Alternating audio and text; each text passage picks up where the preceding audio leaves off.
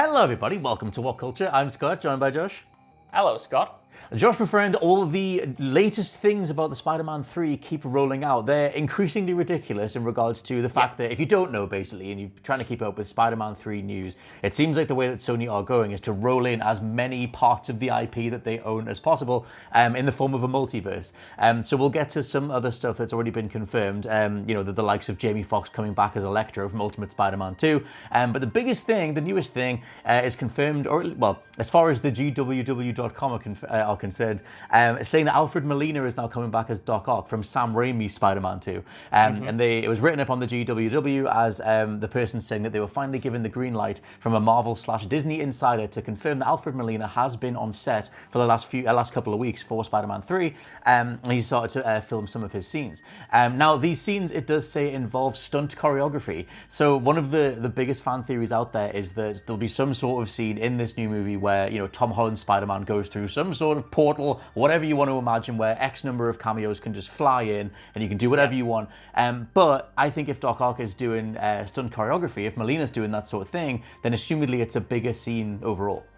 I hope so, Scott. My big kind of worry with all of this news, as exciting as it is, that it's going to amount to 5 seconds of screen time for each returning person. I want to see Jamie Foxx's new Electro. I want to see Alfred Molina back as Doc Ock, one of the all-time greatest movie superhero villains, an absolutely amazing actor to go alongside it as well. If he was only back for a cameo, of course, I would pop, but I really hope there's something more substantial there. And to be honest, this entire multiverse sort of thing, I suppose, I kept going backwards and forwards on it when the first rumors came out, when Jamie Foxx was first announced, when there were rumors about Tobey Maguire and Andrew Garfield coming back. I didn't know if I wanted it because I kind of wanted Spider-Man 3 to be a solo Tom Holland experience, to kind of strip all of that bloat away and just have it be a story about him and find out more about this version. But admittedly, if they are going to tease multiverse stuff and they're going to bring one or two characters back, if they're going to do it, for me, they have to commit to it. They have to bring back Alfred Molina like this. You have to bring back Willem Dafoe. You have to bring back all the Spider-Man.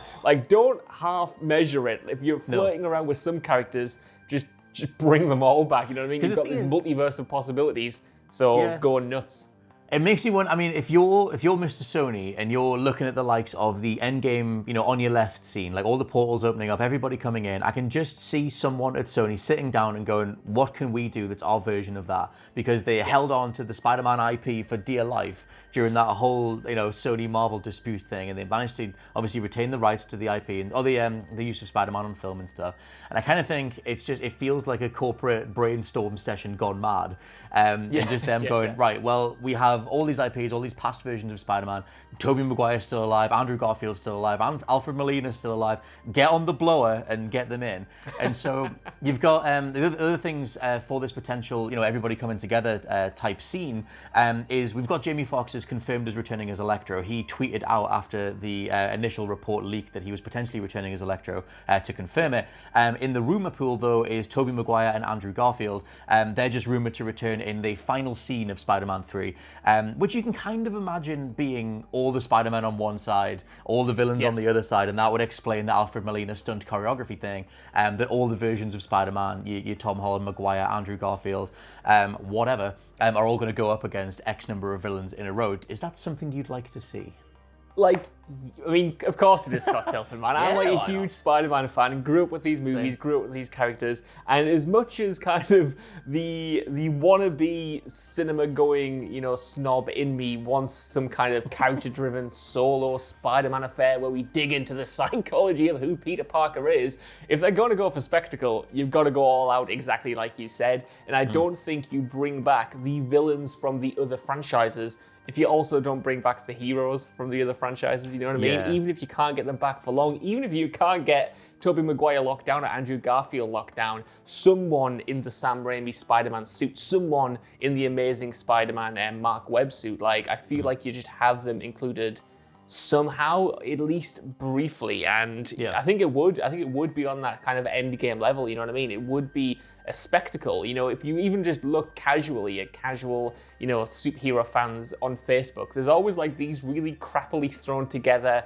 mock-ups of all the 3 Spider-Men together, and people who don't really follow comics and don't really follow the MCU even get excited about it because it's an exciting prospect, because like we said, so many people grew up on those versions of that character and those movies. So to see them all together in one movie would ultimately be a dream come true, and I think elevates Spider-Man 3 to that next level. You know, Far From Home, Homecoming already did very well critically and commercially, but this could push it up even more. This could push it up and make it feel like a proper Avengers movie, or, you know, like a Civil War or something like that. Have the crossover appeal that we know people like, because Spider-Verse came out, and while that is a great Miles Morales tale in its own right, it undoubtedly was helped by the appeal of having all of these different versions of this one character in the same movie. So to see that in live action, like, I'm coming around to it more and more with each passing rumor, you know? I've got an idea, mate. I've just thought, Go on, mate. if they're bringing all of it together, right? You bring Topher Grace's Venom back, and you bring Tom Hardy's Venom in, and you have Tom Hardy's Venom kill Topher Grace's Venom and proclaim himself the real Venom. Yeah, bite his head off. Tell him he's got a bad kidney, whatever it was, that whole thing, or pancreas and all that. Bring back all that, and then you've got Tom Hardy. That could absolutely happen, couldn't it? I'm getting a bit gleeful now, but that could happen. Dude, that's the ultimate popper. Like, I love Spider-Man 3, right? I have a real fondness for that movie. I forgot you did. Look, it's here. It's whatculture.com. It's Josh Talks About Spider-Man 3. But to see that, like, yeah, of course I'd be here for it. Like, to see the worlds collide, to see that kind of level of fan service. The movie might not have much depth to it, but my lord, would like that moment especially be gift to death and just be everywhere. But I mean, ultimately, I hope it is more than just fan service. Ultimately, I hope it is more than just an excuse to have this celebration of iconography and previous actors. I hope, like I said at the start, someone like Alfred Molina, should he be back in the suit, should he be, you know, doing stunt choreography, also have at least some dramatic material to chew on, some kind of character depth that, you know, justifies bringing him back, because otherwise you could theoretically just get his likeness and do like a CGI version of the character and accomplish the same thing. Like, if you bring him back, give him something to chew on, give him a solid material that justifies his presence in the story itself, not just his presence in the film or franchise.